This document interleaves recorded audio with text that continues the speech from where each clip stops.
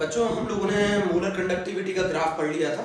हम लोगों ने ये देख लिया था कि वीक इलेक्ट्रोलाइट के केस में शार्प इंक्रीज क्यों आता है और स्ट्रॉन्ग इलेक्ट्रोलाइट के केस में ग्रेजुअली इंक्रीज क्यों आता है। चलिए फिर से उस स्टोरी को फिर से कंटिन्यू किया जाए और अच्छे से किया जाए। तो बच्चों सबसे पहले हम लोग ग्राफ बना लेते हैं ना, फिर ग्राफ से समझने की कोशिश करेंगे। पहले ग्राफ बनाना आपको आना चाहिए। वाई एक्सिस पे क्या लेते हैं आप? बताओ जल्दी से बताओ। वाई एक्सिस पे क्या लेते हैं? Lambda M. एक्स एक्सिस पे क्या लेते हैं आप लोग? रूट सी। अगर आप स्ट्रॉन्ग इलेक्ट्रोलाइट के लिए देखेंगे तो ये ग्राफ कुछ इस तरीके का होता है। स्ट्रॉन्ग इलेक्ट्रोलाइट के लिए देखेंगे तो इसमें ग्रेजुअली इंक्रीज आता है, ग्रेजुअली थोड़ा थोड़ा इंक्रीज आता है ना। और अगर आप वीक इलेक्ट्रोलाइट के लिए देखेंगे तो शार्प इंक्रीज आता है कुछ इस तरीके। वीक इलेक्ट्रोलाइट के लिए देखेंगे तो कुछ इस तरीके का ग्राफ है। अगर आप इस ग्राफ को एक्स्ट्रापोलेट करेंगे, एक्स्ट्रापोलेट है ना बच्चों, इस ग्राफ को अगर आप एक्स्ट्रापोलेट करेंगे, एक्स्ट्रापोलेट का मतलब क्या होता है? एक्सटेंड है ना। अभी समझाऊंगा इसका मतलब क्या है, क्यों कर रहे हैं एक्स्ट्रापोलेट। ये वाली कहानी किसके लिए है? ये वाली कहानी है स्ट्रॉन्ग इलेक्ट्रोलाइट, एनसीईआरटी में दे रखा है, इससे केसीएल। ये वाली कहानी है वीक इलेक्ट्रोलाइट, एनसीईआरटी में दे रखा है एसिटिक एसिड। अगर मैं इनको एक्सटेंड कर दूं, एक्सटेंड है ना, तो जरा देखना, एक्सटेंड करने पर जो स्ट्रॉन्ग इलेक्ट्रोलाइट है वो तो वाई एक्सिस को कट करता है, और जहां वाई एक्सिस को कट करेगा वहां हमें मिलेगा लैम्डा नॉट, क्योंकि लैम्डा नॉट का मतलब है यहाँ पर कंसेंट्रेशन जीरो। जहां कंसेंट्रेशन जीरो होता है वहां हम ये मानते हैं कि डाइल्यूशन इनफाइनाइट होता है। जहां कंसेंट्रेशन जीरो होता है वहां डाइल्यूशन इनफाइनाइट होता है। अगर हम वीक इलेक्ट्रोलाइट के लिए कर्व कुछ एक्स्ट्रापोलेट करें तो ये कुछ इस तरीके का आता है। चलिए पहला मेरा कंसेप्ट समझने की कोशिश करते हैं। यहां पे लिखते हैं कॉन्सेप्ट, है ना, कॉन्सेप्ट लिखते हैं। कॉन्सेप्ट ये कहता है, कॉन्सेप्ट ये कहता है कि लैम्डा एम की जो वैल्यू है वो इंक्रीज करती है on increasing dilution, on increasing dilution. Lambda m की वैल्यू इंक्रीज करती है, लैम्डा एम की वैल्यू इंक्रीज करती है on increasing dilution for both electrolyte, for both electrolyte,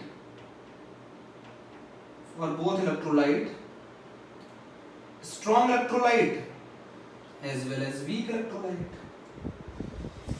lambda m की वैल्यू दोनों इलेक्ट्रोलाइट के लिए क्या करती है? इंक्रीज करती है। लैम्डा एम की वैल्यू दोनों इलेक्ट्रोलाइट के लिए इंक्रीज करती है, बट इसमें ग्रेजुअली इंक्रीज करती है। स्ट्रॉन्ग इलेक्ट्रोलाइट में ग्रेजुअली इंक्रीज करती है, ग्रेजुअली इंक्रीज करती है, और वीक इलेक्ट्रोलाइट में शार्प इंक्रीज करती है, शार्प।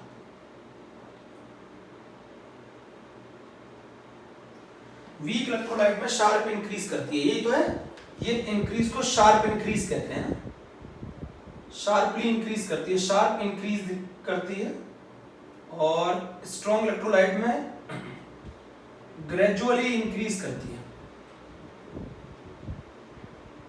स्ट्रॉन्ग इलेक्ट्रोलाइट में ग्रेजुअली इंक्रीज करती है। ठीक है, इतना बात सही। स्ट्रॉन्ग इलेक्ट्रोलाइट की जो ये लीनियर वेरिएशन है, स्ट्रॉन्ग इलेक्ट्रोलाइट का कैसा वेरिएशन आ रहा है बच्चों? स्ट्रॉन्ग इलेक्ट्रोलाइट का कैसा वेरिएशन आ रहा है? लीनियर वेरिएशन आ रहा है, समझो। स्ट्रॉन्ग इलेक्ट्रोलाइट का लीनियर वेरिएशन आ रहा है, तो ये किस इक्वेशन को फॉलो करके आ रहा है? ये लीनियर वेरिएशन किस इक्वेशन को फॉलो करके आ रहा है? Debye Huckel Onsager equation को फॉलो करके आ रहा है। जो ये लीनियर वेरिएशन आ रहा है ना, ये जो लीनियर वेरिएशन आ रहा है किसका? स्ट्रॉन्ग इलेक्ट्रोलाइट के केस में लीनियर वेरिएशन है ना, स्ट्रॉन्ग इलेक्ट्रोलाइट के केस में लीनियर वेरिएशन है। तो ये लीनियर वेरिएशन किसकी वजह से आ रहा है? Debye Huckel Onsager equation की वजह से। वो क्या बताती है? Lambda m is equals to lambda m not minus b root c. ठीक है, लैम्डा एम बेटा ये क्वेश्चन पूछा गया जी में 2014 में ना। असली में ये मैक्सिमम वैल्यू बताती है, किसी भी आप कंसंट्रेशन को कम करते गए, अच्छा लैम्डा एम की वैल्यू कंसंट्रेशन कम करने से बढ़ती है, कम करते गए मैक्सिमम कहां आ जाएगी, मैक्सिमम बताती है ये वैल्यू, मैक्सिमम वैल्यू बताती है। पकड़ के रखना इस पॉइंट को, छोड़ना मत, मैक्सिमम वैल्यू बताती है। अच्छा अभी मैं बहुत सारी चीजें बताना चाह रहा हूं। Lambda m is equal to lambda not minus b root c. इसमें लैम्डा एम क्या है, this is molar conductivity at concentration c, molar conductivity at concentration C, concentration C. Lambda m is called the molar conductivity at concentration C. Lambda naught is molar conductivity. Lambda m is called the molar conductivity, limiting molar conductivity, molar conductivity at zero concentration, at zero concentration, और या फिर आप कह सकते हैं molar conductivity, या फिर आप कह सकते हैं molar conductivity eight infinite dilution, eight infinite dilution. This is molar conductivity eight infinite dilution, है ना। तो बच्चों यहाँ समझना। अब जरा मेरी बात समझना, इसको लिमिटिंग मोलर कंडक्टिविटी भी बोला जाता है। कौन सी कंडक्टिविटी भी बोला जाता है, लिमिटिंग, गला थोड़ा सा खराब हो रहा है, लिमिटिंग मोलर कंडक्टिविटी, इसको लिमिटिंग मोलर कंडक्टिविटी भी बोला जाता है। लैम्डा एम नॉट बी जो है ये प्रोपोर्शनलिटी कांस्टेंट है,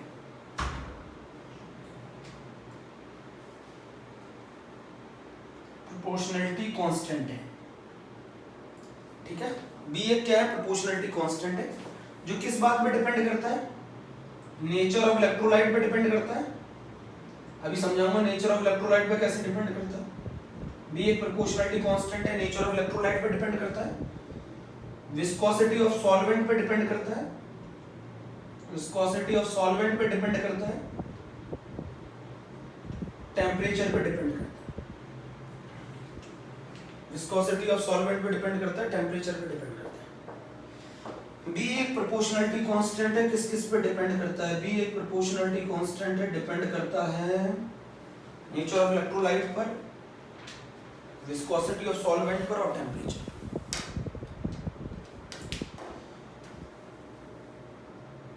ठीक है, इतनी बात समझ में आ गई। अब आगे चलते हैं, पहले इतना पहले आप नोट कर लो, स्क्रीनशॉट ले लो, ठीक है। सही लिखा है, लिखा सही है। मैं ग्राफ रफ नहीं करूंगा, बाकी चीजें रफ करूंगा, मैं ग्राफ रफ नहीं करूंगा। बेटा ग्राफ ही तो कंसेप्ट है इसका।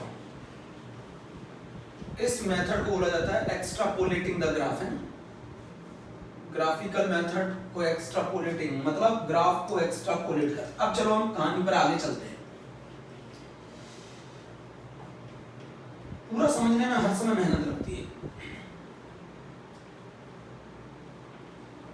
सही से साफ कर लें, फिर पढ़ाना है आगे, बहुत बहुत पढ़ाना है। Lambda m. अब बच्चों मेरी बात समझना बहुत ध्यान से, ये तो था। अब पहला हम चल रहे हैं, ये जो शार्प इंक्रीज आता है वीक इलेक्ट्रोलाइट में, ये क्यों आता है। वीक इलेक्ट्रोलाइट में, लैंग्वेज में बाद में बताऊंगा, पहले वीक इलेक्ट्रोलाइट में शार्प इंक्रीज क्यों आता है। वीक इलेक्ट्रोलाइट बहुत कम डिसोशिएट होते हैं, वीक इलेक्ट्रोलाइट बहुत कम डिसोशिएट होते हैं।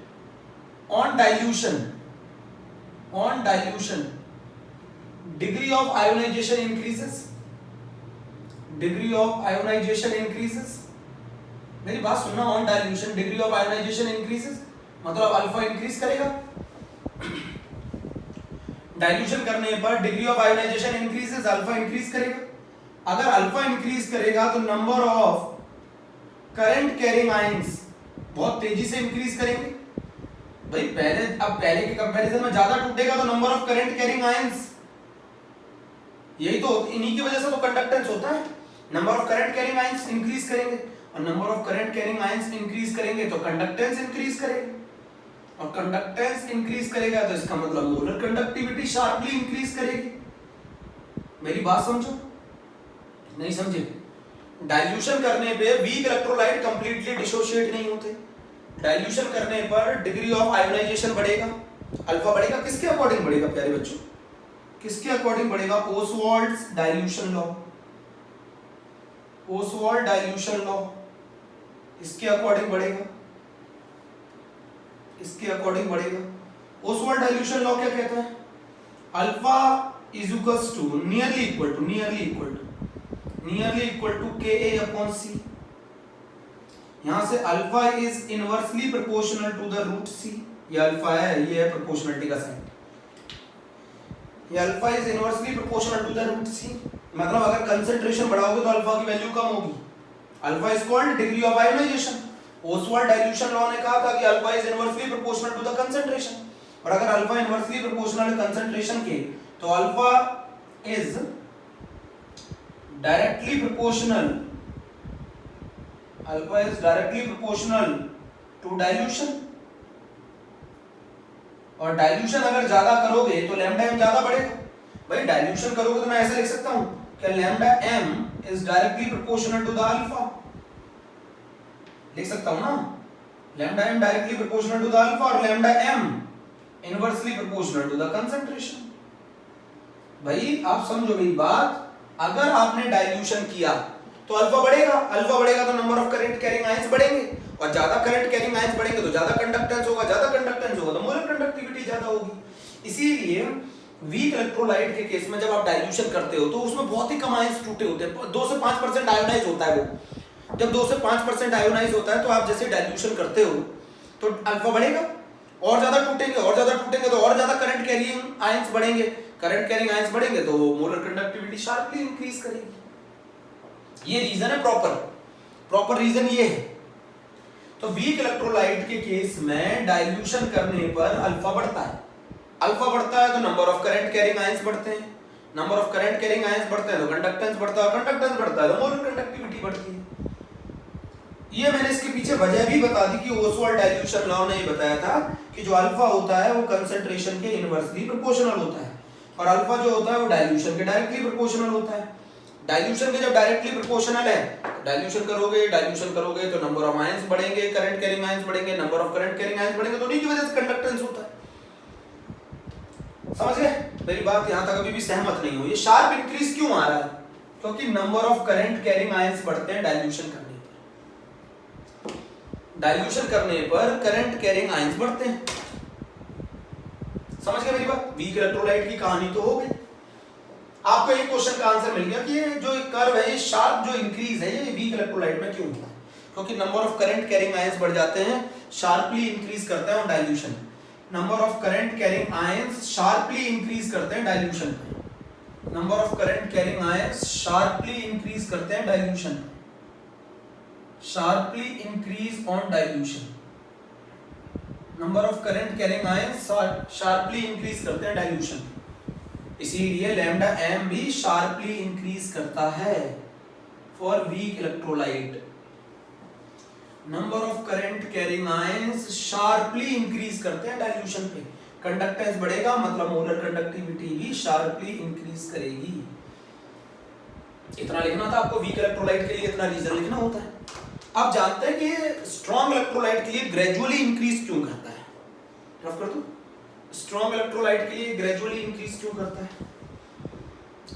तो लैम्डा एम डायरेक्टली प्रोपोर्शनल होता है अल्फा के। अल्फा किस पे बढ़ता है? डाइल्यूशन पे। डाइल्यूशन करने पर अल्फा बढ़ेगा, अल्फा बढ़ेगा तो number of current carrying ions बढ़ेंगे, number of current carrying ions बढ़ेंगे, मोलर कंडक्टिविटी बढ़ेगी।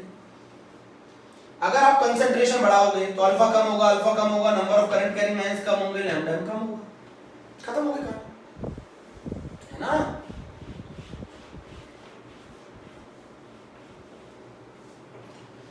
अब बात आती है स्ट्रॉन्ग इलेक्ट्रोलाइट। अब मैं आपको कुछ चीजें इसमें बेहतर बताता हूं।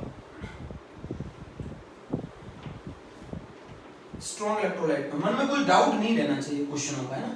कुछ रह जाए तो बता देना, मेरी तरफ से कोशिश तो पूरी कि डाउट नहीं रहना चाहिए। अच्छा, स्ट्रॉन्ग इलेक्ट्रोलाइट कंप्लीटली डिसोशिएट होते हैं, कंप्लीटली डिसोशिएट होते हैं, स्ट्रॉन्ग इलेक्ट्रोलाइट कंप्लीटली डिसोशिएट होते हैं।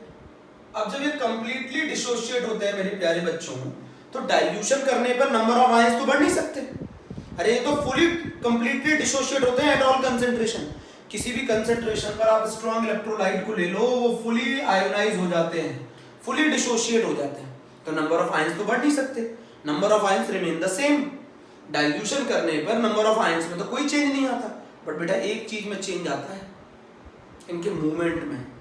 अच्छा होता क्या है, ये आयंस जब आप इलेक्ट्रिक फील्ड अप्लाई करते हैं तो ये आयंस मूव करते हैं ना रिस्पेक्टिव इलेक्ट्रोड की तरफ।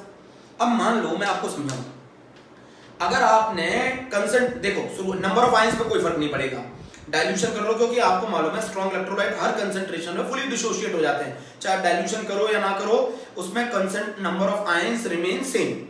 अब नंबर ऑफ आयंस तो सेम है, बट मान लो अगर आपने कंसेंट्रेशन ज्यादा रखा, तो कंसेंट्रेशन ज्यादा रखने पे ये जो हाइड्रेटेड आयंस हैं, हाइड्रेटेड आयंस एक दूसरे के काफी क्लोज होते हैं, हाइड्रेटेड आयंस एक दूसरे के काफी क्लोज होते हैं, और जब ये क्लोज होते हैं तो ये इनको मूव करने में दिक्कत आता है, मतलब इनके बीच में फ्रिक्शनल रेजिस्टेंस बढ़ जाता है।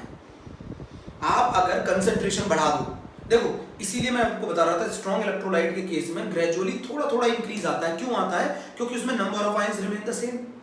अब नंबर ऑफ आयंस तो सेम है, तो डाइल्यूशन करने पे क्या होता है फिर बताता हूं। अगर आपने स्ट्रॉन्ग इलेक्ट्रोलाइट के केस में कंसेंट्रेशन बढ़ाया, तो ये जो हाइड्रेटेड आयंस है ये एक दूसरे के क्लोज आ जाएंगे। हाइड्रेटेड आयंस अगर एक दूसरे के क्लोज आ जाएंगे तो फ्रिक्शनल रेजिस्टेंस बढ़ जाएगा, और फ्रिक्शनल रेजिस्टेंस अगर बढ़ गया तो ये रिस्पेक्टिव इलेक्ट्रोड की तरफ इतनी आसानी से मूव नहीं कर पाएंगे, जिसकी वजह से कंडक्टेंस कम हो गया। कंडक्टेंस कम हो गया मतलब मोलर कंडक्टिविटी कम हो गई। समझ में आई बात? नहीं आई तो फिर से बताता हूं। होता क्या है, अगर आपने कंसेंट्रेशन बढ़ाया, मैं दूसरी लैंग्वेज में बताता हूं, अगर आपने कंसेंट्रेशन बढ़ाया तो कंसेंट्रेशन बढ़ाने पर इनके बीच में जो इंटर आयनिक अट्रैक्शन है आयंस के बीच में, वो बढ़ जाएगा। इसी इंटर आयनिक अट्रैक्शन को हम लोग यहाँ नाम दे रहे हैं फ्रिक्शनल रेजिस्टेंस।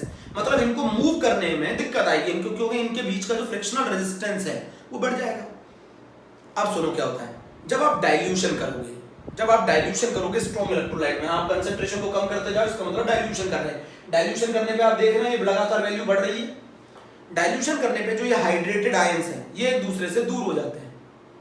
हाइड्रेटेड आयंस एक दूसरे से दूर हो जाते हैं, मतलब इनके बीच में जो अट्रैक्शन होता है वो कम कर देता है सॉल्वेंट। डाइल्यूशन करने पर इन आयंस एक दूसरे से दूर चले जाते हैं, और जब ये आयंस एक दूसरे से दूर चले जाएंगे तो इनके बीच का जो फ्रिक्शनल रेजिस्टेंस है वो कम हो जाएगा, और अगर इनके बीच का फ्रिक्शनल रेजिस्टेंस कम हो जाएगा तो मोलर कंडक्टिविटी बढ़ेगी, बट थोड़ी बढ़ेगी। ज्यादा किससे बढ़ती है? नंबर ऑफ आयंस बढ़ने चाहिए। वीक इलेक्ट्रोलाइट के केस में नंबर ऑफ आयंस बढ़ते थे, बट स्ट्रॉन्ग इलेक्ट्रोलाइट के केस में नंबर ऑफ आयंस तो बढ़ नहीं सकते, number of ions remain same रहते हैं। कौन सी चीज हो जाती है? फ्रिक्शनल रेजिस्टेंस कम हो जाता है डाइल्यूशन करने पे।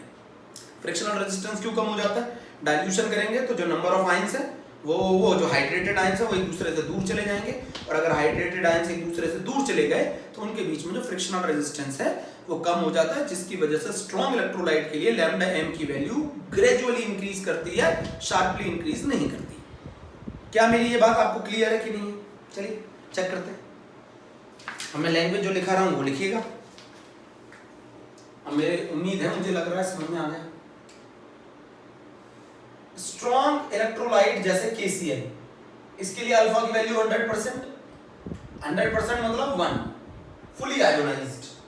तो नंबर ऑफ, मैंने जो लैंग्वेज लिखी है वो लिखना, number of current carrying ions, number of current carrying ions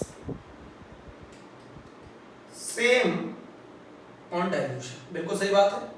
dilution करने पर number of ions, current carrying ions पर कोई फर्क नहीं पड़ता। बेटा किस केस में फर्क नहीं पड़ता मेरे प्यारे बच्चों? किस केस में फर्क नहीं पड़ता?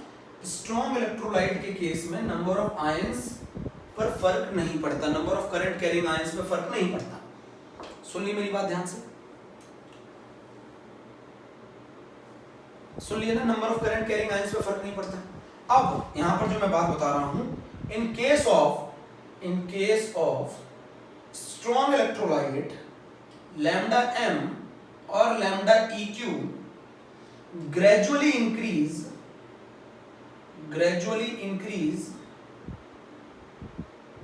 with dilution because the frictional resistance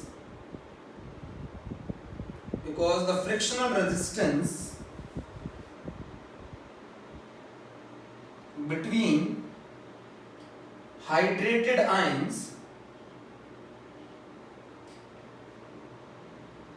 are decreased on dilution. ये रीजन है, ये वैल्यू थोड़ी इंक्रीज करती है तो मैं बता देता हूं, मैं आप हिंदी में लिखूंगा। डाइल्यूशन करने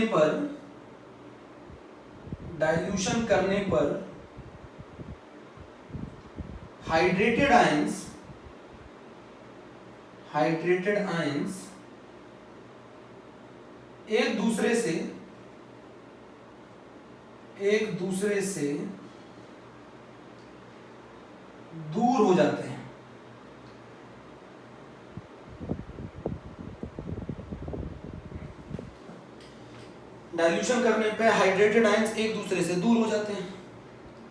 डाइल्यूशन करने पे हाइड्रेटेड आयंस एक दूसरे से दूर हो जाते हैं। और जब एक दूसरे से दूर हो जाते हैं, डाइल्यूशन करने पर हाइड्रेटेड आयंस एक दूसरे से दूर हो जाते हैं, तो उनके बीच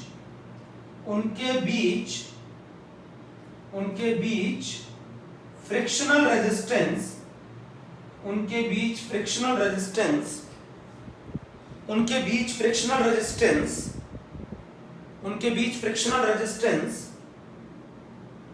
कम हो जाता है। और कम हो जाता है तो कंडक्टेंस कह सकते हैं, कंडक्टेंस बढ़ जाता है। मोलर कंडक्टिविटी ग्रेजुअली बढ़ती है, थोड़ी थोड़ी बढ़ती है लैम्डा एम। तो मैं आपको बताना ये चाह रहा था कि डाइल्यूशन करने पर हाइड्रेटेड आयंस एक दूसरे से दूर हो जाते हैं। बेटा दूर हो जाते हैं, उनके बीच में इंटर आयनिक अट्रैक्शन कम हो जाता है। इसी को कह देते हैं फ्रिक्शनल रेजिस्टेंस। इंटर आयनिक अट्रैक्शन कम हो जाता है। क्यों कम हो जाता है? दूर चले जाते हैं, इंटर आयनिक अट्रैक्शन कम हो जाता है। और अगर इंटर आयनिक अट्रैक्शन कम हो जाएगा तो लैम्डा एम की वैल्यू में थोड़ा सा इंक्रीज आएगा ना, वही इंक्रीज आ रहा है, थोड़ा आता है, क्योंकि नंबर ऑफ आयंस नहीं बढ़ते हैं। वो थोड़ा इंक्रीज इसलिए आ रहा है क्योंकि नंबर ऑफ आयंस नहीं बढ़ते मेरे प्यारे बच्चों, नंबर ऑफ आयंस नहीं बढ़ते हैं। असली में स्ट्रॉन्ग इलेक्ट्रोलाइट में number of ions remain same, but on dilution जो आपके जो फ्रिक्शनल रेजिस्टेंस है इन आयंस के बीच में वो कम हो जाता है। उनके बीच में जो इंटर आयनिक अट्रैक्शन है वो कम हो जाता है, जिसकी वजह से वो इजीली मूव करते हैं। इजीली मूव करने के कारण कंडक्टेंस ज्यादा, मोलर कंडक्टिविटी ज्यादा, बट थोड़ी ज्यादा, बहुत ज्यादा नहीं, थोड़ी ज्यादा। तो स्ट्रॉन्ग इलेक्ट्रोलाइट का मैंने प्रॉपर रीजन लिखा है। अगर आप कंसंट्रेशन बढ़ा दो तो ये जो आयंस हैं, इंटर आयनिक अट्रैक्शन और जो आयंस हैं, ये एक दूसरे के काफी क्लोज आ जाएंगे। जब क्लोज आ जाएंगे तो फ्रिक्शनल रेजिस्टेंस बढ़ जाएगा। फ्रिक्शनल रेजिस्टेंस बढ़ जाएगा तो वो अपने रिस्पेक्टिव इलेक्ट्रोड के टुवर्ड जो मूव करेंगे उनके बीच में फ्रिक्शनल रेजिस्टेंस बढ़ जाएगा, तो इतनी आसानी से मूव नहीं कर पाएंगे। जब मूव नहीं कर पाएंगे तो कंडक्टेंस कम हो जाएगा, तो मोलर कंडक्टिविटी कम हो जाएगी। बोलो, तो स्ट्रॉन्ग इलेक्ट्रोलाइट के लिए ग्रेजुअली इंक्रीज क्यों आता है और वीक इलेक्ट्रोलाइट के लिए शार्प इंक्रीज क्यों आता है? समझ रहे? वीक इलेक्ट्रोलाइट के लिए शार्प इंक्रीज क्यों आता है और स्ट्रॉन्ग इलेक्ट्रोलाइट के लिए ग्रेजुअली इंक्रीज क्यों आता है? स्ट्रॉन्ग इलेक्ट्रोलाइट के लिए ग्रेजुअल इंक्रीज क्यों आता है और वीक इलेक्ट्रोलाइट के लिए शार्प इंक्रीज क्यों आता है? वीक इलेक्ट्रोलाइट में शार्प इसलिए इंक्रीज आता है क्योंकि नंबर ऑफ आयंस बढ़ जाते हैं डाइल्यूशन करने पर, इसकी वजह से उसमें शार्प इंक्रीज आता है। नंबर ऑफ आयंस नहीं बढ़ते, number of current carrying ions बढ़ते हैं। स्ट्रॉन्ग इलेक्ट्रोलाइट के केस में ऑन डाइल्यूशन करने पर स्ट्रॉन्ग इलेक्ट्रोलाइट के केस में number of current carrying ions remain the same, but the inter-ionic attraction or the frictional resistance is decreases, so the molar conductivity is gradually increase। ये तो था इसकी कहानी पूरी, है ना। अब मैं आपको बताता हूं ये चीज क्या बता रही है। देखिए, आप ये देखिए, अगर आपको किसी एक पर्टिकुलर कंसंट्रेशन पर लैम्डा एम निकालना है तो ये एक्सपेरिमेंटल वैल्यूज बता रही है, ये चीज एक्सपेरिमेंटल वैल्यू बता रही है पर्टिकुलर कंसंट्रेशन। ये जो डॉट्स है ना प्यारे बच्चों, ये समझना, ये डॉट्स है ना, ये एक्सपेरिमेंटल वैल्यू बता रहे हैं मोलर कंडक्टिविटी की एट पर्टिकुलर कंसंट्रेशन। अच्छा, कैसे निकाला होगा पर्टिकुलर कंसंट्रेशन पे लैम्डा एम? जरा मैं बताता हूं। लैम्डा एम होता क्या? 1000 into k अपॉन c, जिस पर्टिकुलर कंसंट्रेशन पे आपको निकालना है। सुनना मेरी बात, मैं प्रैक्टिकली बहुत इंपॉर्टेंट बात बता रहा हूं। Lambda m is equal to होता है 1000 इनटू k अपॉन c। अब आपको अच्छी तरह मालूम है k क्या होता है, k क्या होता है जरा जल्दी बताओ।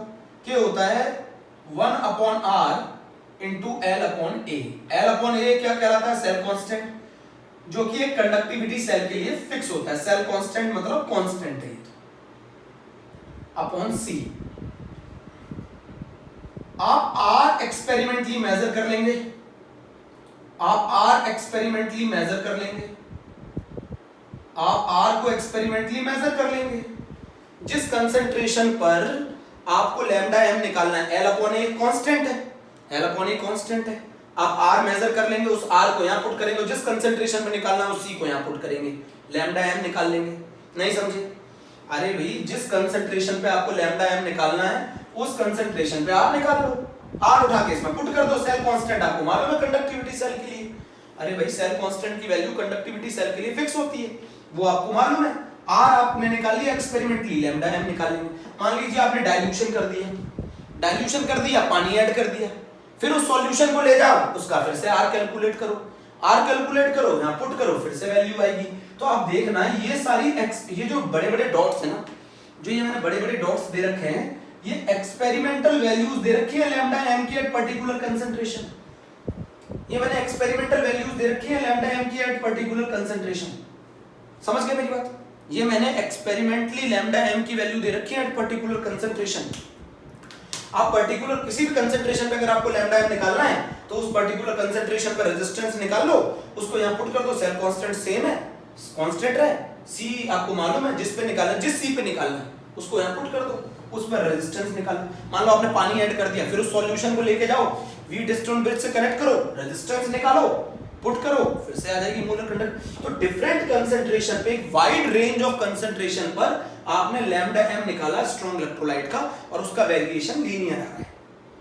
एक वाइड रेंज ऑफ कंसंट्रेशन पर आपने लैम्डा m निकाला है स्ट्रॉन्ग इलेक्ट्रोलाइट का, जो कि लीनियर आ रहा है, जो कि लीनियर वेरिएशन बताता है। बात समझ में आ गई? इतनी समझ में आ गई कि कैसे निकाला गया है? बोलो। अब ये बात समझ में नहीं आ रही, ये डॉटेड डॉटेड क्या है बेटा? इधर सुनो, आपने फिजिक्स में भी पढ़ा होगा, हर डिवाइस का एक लीस्ट काउंट होता है, मतलब इसके आगे आप वो मेजर नहीं कर सकता। हर डिवाइस का एक लीस्ट काउंट होता है, मतलब हर डिवाइस की एक लिमिट होती है। ऐसा तो नहीं कि वो हर डाइल्यूशन करते जा रहे हो रेजिस्टेंस मेजर करता ही जाएगा, ऐसा तो नहीं है। एक लिमिट तक ही मेजर कर पाएगा। बोलो, एक डिवाइस की एक लिमिट होती है, वो एक लिमिट तक ही रेजिस्टेंस मेजर कर सकता है। उसके बाद ये वो लिमिट ये रही बच्चों, वो लिमिट ये रही। एक डिवाइस होता है बेटा, जैसे फिजिक्स में होता है ना, एक डिवाइस का लीस्ट काउंट होता है, मतलब उससे ज्यादा वो आगे मेजर नहीं कर सकता, उसकी लिमिटेशन है। उसी तरीके से हमारी डिवाइस की लिमिटेशन ये रही हमारी डिवाइस की लिमिटेशन। हमारे डिवाइस की लिमिटेशन यहां तक हम एक्सपेरिमेंटली रेजिस्टेंस मेजर कर सकते हैं, यहां तक हम एक्सपेरिमेंटली रेजिस्टेंस मेजर कर सकते हैं। इसके बाद हम एक्सपेरिमेंटली, अगर इसके बाद वेरिएशन इतना कम आ जाता है कि सेम वैल्यू रिपीट करने लग जाती है। बच्चों, हमारे डिवाइस की एक लिमिट है, ऐसा नहीं कि वो हर कंसंट्रेशन पे हमारा क्या मेजर करने लग जाएगा, रेजिस्टेंस मेजर कर लेगा।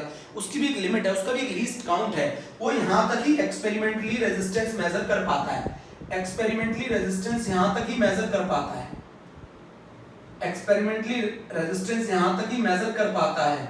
इसके आगे एक्सपेरिमेंटली रेजिस्टेंस मेजर करना पॉसिबल नहीं है, इसके आगे एक्सपेरिमेंटली रेजिस्टेंस मेजर कर पाना पॉसिबल नहीं है।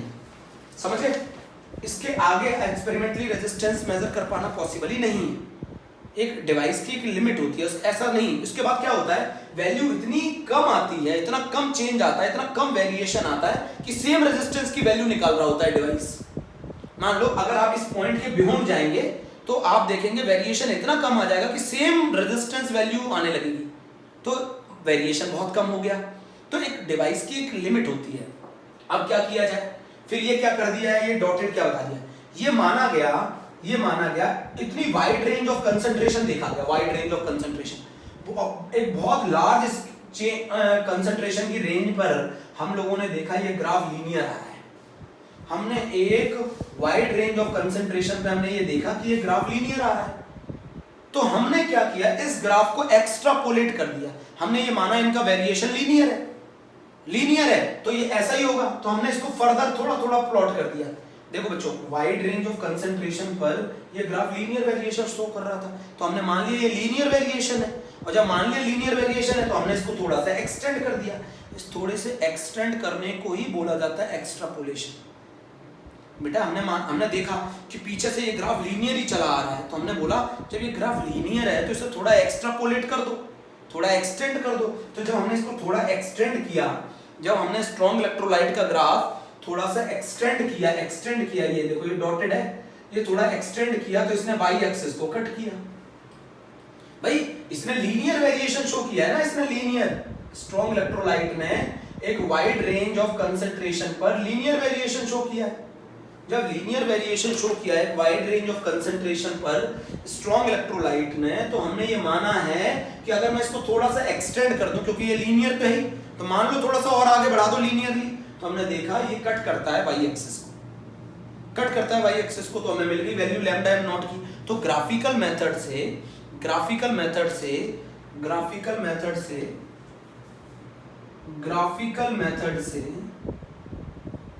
और by extrapolating the graph, graphical method और बाय एक्स्ट्रापोलेटिंग द ग्राफ,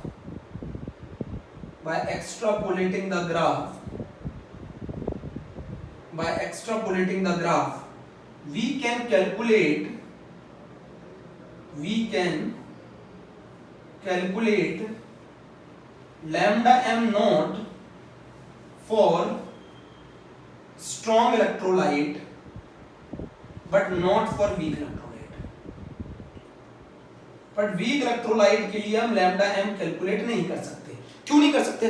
क्यों? जब हमने इस ग्राफ को, पहली बात तो वीक इलेक्ट्रोलाइट का ग्राफ लीनियर नहीं है, अब ये कर्विकल आता है कि, तो हमने इसको जब एक्स्ट्रापोलेट करके देखा, हमने इसको थोड़ा आगे बढ़ा के देखा, तो वीक इलेक्ट्रोलाइट के लिए this graph is almost parallel to the y axis. Weak electrolyte के लिए the graph on extrapolation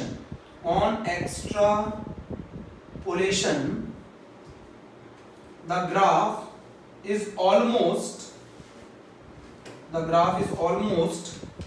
parallel to the y axis, does not give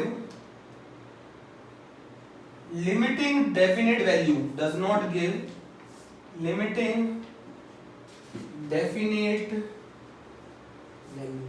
मेरी बात समझो, चलो मैं समझा। जब हमने वीक इलेक्ट्रोलाइट के ग्राफ को एक्स्ट्रापोलेट करके देखा तो वो वाई एक्सिस के पैरेलल चला गया, और जब वो वाई एक्सिस के पैरेलल चला गया तो उसने वाई एक्सिस को कट नहीं किया, और जब वाई एक्सिस को कट नहीं किया तो उसका लैम्डा एम नॉट नहीं आ पाया। तो ग्राफिकल मेथड से आप lambda m not week electrolyte का कैलकुलेट नहीं कर सकते। ग्राफिकल मेथड से आप lambda m not week electrolyte का कैलकुलेट नहीं कर सकते। ग्राफिकल मेथड से आप lambda m not strong electrolyte का कैलकुलेट कर सकते हैं। जिस इक्वेशन से आप कैलकुलेट करते हैं वो मैंने बता दिया। अगर मान लो ये सारे जो डॉट लगा रखे हैं ये सब एक्सपेरिमेंटल हैं, और जहां ये जो मैं ये बताओ बच्चों, ये जो मैं ये डैश डैश लगाता हूं ये बताता है अब हमारे डिवाइस की लिमिट आ गई, अब इसके आगे प्रैक्टिकली वो रेजिस्टेंस मेजर नहीं कर सकता। जब इसके आगे प्रैक्टिकली रेजिस्टेंस मेजर नहीं कर सकता तो हम क्या कर देते हैं, उसको एक्सटेंड कर देते हैं, उसको एक्स्ट्रापोलेट कर देते हैं। तो जब मैंने स्ट्रॉन्ग इलेक्ट्रोलाइट को एक्स्ट्रापोलेट करके देखा तो उसने वाई एक्सिस को कट कर दिया, बट जब मैंने वीक इलेक्ट्रोलाइट के लिए ये ग्राफ एक्स्ट्रापोलेट करके देखा तो it is almost parallel to the y axis. और जब ये almost parallel to the y axis चला गया तो इसमें किसको टच नहीं किया, वाई एक्सिस को टच नहीं किया। जब वाई एक्सिस को टच नहीं किया, बेटा ये डॉटेड ही तो बता रहा है, एक लिमिट है हमारे डिवाइस की, इसके आगे प्रैक्टिकली रेजिस्टेंस मेजर नहीं कर पाता। जब प्रैक्टिकली रेजिस्टेंस मेजर नहीं कर पाता तो हमने माना कि ये वेरिएशन लीनियर है, तो इसे थोड़ा और आगे बढ़ा दो, आगे भी लीनियर वेरिएशन होगा, तो हमने बढ़ा दिया, तो उसने कट कर दिया। बट जब हमने वीक इलेक्ट्रोलाइट में इसको एक्सटेंड करके देखा तो this graph is almost parallel to the y axis, so it does not give the definite limiting value. तो एक्स्ट्रापोलेटिंग मेथड से कभी भी हम वीक इलेक्ट्रोलाइट का लैम्डा एम नॉट नहीं निकाल सकते। एक्स्ट्रापोलेटिंग मेथड से हम कभी भी वीक इलेक्ट्रोलाइट का लैम्डा एम नॉट नहीं निकाल सकते। We only calculate the lambda m naught for a strong electrolyte with the help of the D Y Huckel Onsager equation. हम लोग जो लैम्डा एम नॉट निकाल सकते हैं ग्राफिकल मेथड से वो सिर्फ स्ट्रॉन्ग इलेक्ट्रोलाइट का निकाल सकते हैं। मैंने यहां तक बता दिया जो आपको ये जो एक्सपेरिमेंटल वैल्यूज हैं, ये जो डॉटेड है, ये सब एक्सपेरिमेंटल रिजल्ट है जो आपने मेजर किया है। कैसे मेजर किया है? आपने लैम्डा एम जिस कंसेंट्रेशन में मेजर करना है उसको यहां रख दिया, आपने उस कंसेंट्रेशन पर रेजिस्टेंस को मेजर कर लिया व्हीटस्टोन ब्रिज से, L/A तो कंडक्टिविटी सेल के लिए कांस्टेंट है, आपका आ गया मोलर कंडक्टिविटी। फिर आपने डाइल्यूशन कर दिया, फिर डाइल्यूशन करने पर फिर उस सॉल्यूशन को ले गए, फिर उसका रेजिस्टेंस मेजर कर लिया, पुट कर दिया, कंसेंट्रेशन पुट कर दिया, मोलर कंडक्टिविटी निकाल ली। तो ग्राफिकल जो बेटा ये डॉटेड बताया जाता है, ये बताया जाता है इसके आगे हमारा डिवाइस प्रैक्टिकली रेजिस्टेंस मेजर नहीं कर सकता। जब प्रैक्टिकली रेजिस्टेंस मेजर नहीं कर सकता तो फिर हम इसको क्या करते हैं? एक्स्ट्रापोलेट करते हैं। जब एक्स्ट्रापोलेट करते हैं तो this will become almost parallel to the y axis. And ये जब हम इस स्ट्रॉन्ग इलेक्ट्रोलाइट को एक्स्ट्रापोलेट करते हैं तो ये कट द वाई एक्सिस, जिसकी वजह से हम लैम्डा एम नॉट निकाल लेते हैं, लैम्डा एम नॉट निकाल लेते हैं। समझ गए? नहीं समझे? लैम्डा एम नॉट निकाल लेते हैं। कोशिश तो ठीक थी बच्चों। हर डिवाइस का एक लीस्ट काउंट होता है, उसके आगे वो प्रैक्टिकली मेजर नहीं कर पाता। इसके आगे अगर आप रेजिस्टेंस मेजर करने की कोशिश करोगे तो वेरिएशन बहुत कम आएगा, सेम वैल्यू रिपीट करने लगेगा, वो डिवाइस सेम वैल्यू रिपीट करने लगेगा। तो हमने ये मान लिया जब इतने वेरिएशन में ग्राफ लीनियर था तो थोड़ा सा और आगे भी लीनियर ही होगा, तो हमने उसको एक्स्ट्रापोलेट कर दिया। एक्स्ट्रापोलेट किया तो उसने वाई एक्सिस को कट कर दिया, और जब वाई एक्सिस को कट कर दिया तो इसका मतलब है हमें एक डेफिनेट वैल्यू मिल गई। अब हम बात करते हैं डी बाय हक्कल-ऑन-सैगर इक्वेशन। ये डी बाय हक्कल-ऑन-सैगर इक्वेशन किसके लिए वैलिड है? पहली बात तो बता दें, ये डी बाय हक्कल-ऑन-सैगर इक्वेशन किसके लिए वैलिड है? Only valid for strong electrolyte, only valid for strong electrolyte. अच्छा, ये अगर मैं इसको y एक्सिस मान लूं, इसको c मान लूं, इसको mx मान लूं, एनसीईआरटी में ये कैपिटल ए दे रखा है। अरे इस कांस्टेंट को एनसीईआरटी में कैपिटल ए दे रखा है। तो स्ट्रेट लाइन में इंटरसेप्ट क्या होगा? जरा बताओ, इंटरसेप्ट क्या होगा इस ग्राफ स्ट्रेट लाइन की इक्वेशन का, स्ट्रॉन्ग इलेक्ट्रोलाइट की? इंटरसेप्ट होगा लैम्डा एम नॉट, और स्लोप क्या होगा? जल्दी बताओ। स्लोप होगा नेगेटिव, स्लोप होगा नेगेटिव माइनस बी। स्लोप ऐसा है, ऐसा है ये वेरिएशन, ऐसा स्ट्रेट लाइन ऐसा, ये स्लोप नेगेटिव है बी। अब सिर्फ एक पॉइंट रह गया है कि ये बी जो है ये किस किस पे डिपेंड करता है? बी डिपेंड करता है, बी डिपेंड करता है नेचर ऑफ इलेक्ट्रोलाइट पर। नेचर ऑफ इलेक्ट्रोलाइट मतलब आप समझो इस नेचर ऑफ इलेक्ट्रोलाइट का क्या मतलब है। जैसे KCl, इसमें कैटायन और एनायन का रेशियो कितना है? 1:1। NaCl में ये रेशियो कितना है? 1:1। दोनों के लिए B सेम होगा। ये मतलब है नेचर ऑफ इलेक्ट्रोलाइट, जिसमें कैटायन और एनायन का रेशियो सेम है। अच्छा ये बताओ, CaCl2 में ये रेशियो कितना है कैटायन और एनायन का? 1:2। और BaCl2 में ये रेशियो कितना है? 1:2। तो दोनों के लिए ये भी सेम रहेगी। किसकी वैल्यू? B की वैल्यू, B की वैल्यू सेम रहेगी। इसको बोला जाता है नेचर ऑफ इलेक्ट्रोलाइट, जिसमें कैटायन और ऐसे इलेक्ट्रोलाइट जिसमें कैटायन और एनायन का रेशियो सेम है उनके लिए B की वैल्यू सेम रहेगी, B की वैल्यू सेम रहेगी। चलो पहली बात तो ये हो गया, नेचर ऑफ इलेक्ट्रोलाइट पे डिपेंड करता है B नेचर ऑफ इलेक्ट्रोलाइट पे डिपेंड करता है, B नेचर ऑफ इलेक्ट्रोलाइट पे डिपेंड करता है। बच्चों मैंने कोशिश तो बहुत की है, अब आपको कितना समझ में आता है वो मालूम नहीं। B नेचर ऑफ इलेक्ट्रोलाइट पे डिपेंड करता है। B विस्कोसिटी पे डिपेंड करता है, viscosity of solvent, viscosity of solvent, B viscosity of solvent पे डिपेंड करता है। अच्छा आप एक चीज बताओ, अगर मैं विस्कोसिटी को बढ़ा दूं तो आयंस, विस्कोसिटी को बढ़ाने पर आयंस को मूव करने में दिक्कत आने लगेगी। गाढ़ापन होता है ना विस्कोसिटी, विस्कोसिटी बढ़ गया तो आयंस को मूव करने में दिक्कत आएगी, आयंस को मूव करने में दिक्कत आएगी तो लैम्डा एम की वैल्यू कम होगी। लैम्डा एम की वैल्यू कम होना मतलब B का ज्यादा होना। अच्छा ये बताओ लैम्डा एम कम कब आएगा? लैम्डा एम कम कब आएगा? जब ये वाली वैल्यू बड़ी होगी। अरे लैम्डा एम कम कब आएगा? जब ये वाली वैल्यू बड़ी होगी, और ये वाली वैल्यू बड़ी तब होगी जब B बड़ा होगी। अरे भैया लैम्डा एम कम कब आएगा? जब ये वाली नेगेटिव वाली वैल्यू, सब्ट्रैक्ट करने वाली वैल्यू बड़ी होगी, और सब्ट्रैक्ट करने वाली वैल्यू बड़ी कब होगी? जब B ज्यादा होगा। तो अगर आपने विस्कोसिटी को बढ़ा दिया तो लैम्डा एम कम हो जाएगा, लैम्डा एम कम हो जाएगा मतलब B बढ़ जाएगा। ये वाली बात भी लिख लेना। अच्छा ये बताओ, टेम्परेचर बढ़ाओगे तो आपको अच्छी तरह मालूम है टेम्परेचर बढ़ाने पर विस्कोसिटी कम हो जाती है, टेम्परेचर बढ़ाने पर विस्कोसिटी कम हो जाती है, टेम्परेचर बढ़ाने पर विस्कोसिटी कम हो जाती है, लैम्डा एम बढ़ जाता है, लैम्डा एम बढ़ेगा तो बी की वैल्यू कम हो जाएगी। ये रिजल्ट आईआईटी के लिए है, ये सब एनसीईआरटी एकेडमिक्स के लिए नहीं है, ये सब आईआईटी के लिए है, जी मेंस और एडवांस के लिए है।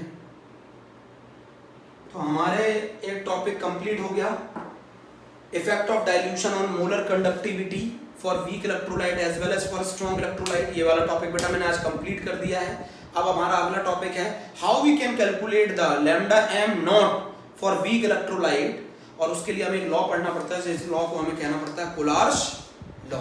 तो तब तक अगली कहानी का इंतजार करो, फिर अगले ट्रिप पे चालू करेंगे, ठीक है? ओके।